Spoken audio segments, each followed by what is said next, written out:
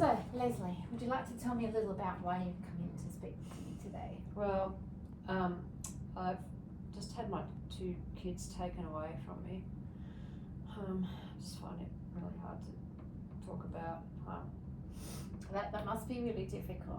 I'm sorry that that's happened to you. Yeah, it's the reason like they got taken away from me is because I've kind of got a drinking problem, and I've just kind of lashed out. I haven't been able to cope at all, and the only thing I've really kind of gone towards is just drinking alcohol, which is just pathetic, I know. And it's just become such a problem that I can't even like think of any other way of dealing with anything at the moment. Well, the first step is that you've come in to talk today and you've admitted that you may have some issues with drinking, and that's a positive thing.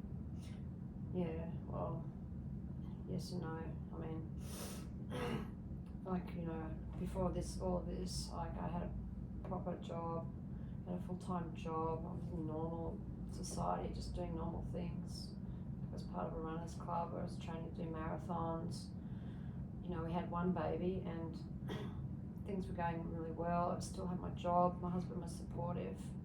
So we thought, oh, well, let's just have another baby. And the second one came along and he's just had all these little health issues. He couldn't sleep properly at night.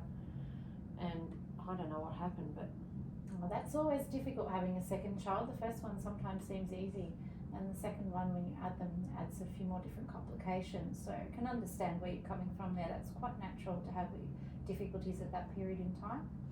yeah, well, just to add to everything, like my husband, who I thought loved me and was supportive of, our choices, just suddenly decided to leave us, and that's when things got a lot worse for me. I really was unable to cope with the 2 kids on my own. I started drinking more heavily, and like it just came to the point that one day people turned up and they'd taken the kids away. That's really terrible. That's really disturbing for you. I completely understand how that will put you in such a spiral. And hopefully we can give you some tools here to help you with moving forward. Yeah, well, it's just, I don't get it though, because my friends and who I thought were my friends, my family, it's just like they've had enough of me or something, and I feel like they're judging me, not supporting me as much as maybe they could, and I keep just reverting back to the drinking because it seemed to be something I used to do before when I had my hospitality job. We would always go out and stuff, and just made life seem a lot easier. Yeah, that makes a lot of sense. I'm sure perhaps your family is judging you, or it feels like they're judging you. Maybe things got a little tough for them and they weren't sure what to do. But for you, that must be really difficult and really quite isolating to be experiencing that with your family, and not really having any support is a very, very difficult thing to face. Well, it's lonely too, because coming home at night, or just in general, because there's nothing. I've got no job now. Yeah. My kids aren't there. My husband's God knows where. I don't even know where he is. Yep. I don't know where my kids are. Who's looking after them? Nothing. Yeah, that's very traumatic in itself. Not knowing where your children are, that must be really, really hard for you, especially at night alone. Yeah, it is. So look, I just I really don't know where to turn from here, because when you feel so terrible, you can't think of anything else other than having another drink, really, just to make me feel like I want to go back to sleep again.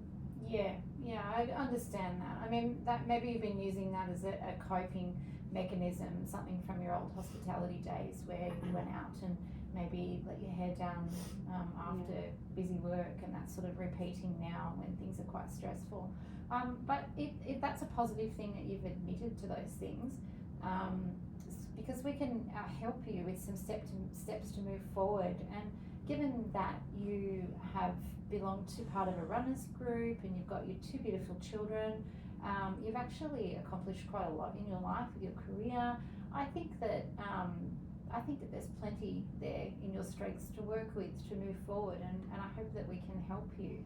Yeah, well, I just feel like I've kind of hit rock bottom at the moment, and you know, I just didn't really realise that there was much out there to help, and that's why I'm coming here to see you and try and find out what I can do, because I just feel so lost, and like particularly like lonely and stuff, you know, with the family turning against me.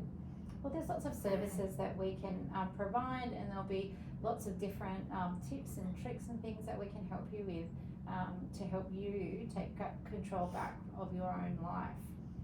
Yeah, well, do you think like there'll be, do you think, you know, eventually I'll be able to see my kids? Like, is there some way that I can even see them while I'm getting all this, transitioning through this period? Absolutely, that's what we'll work towards together.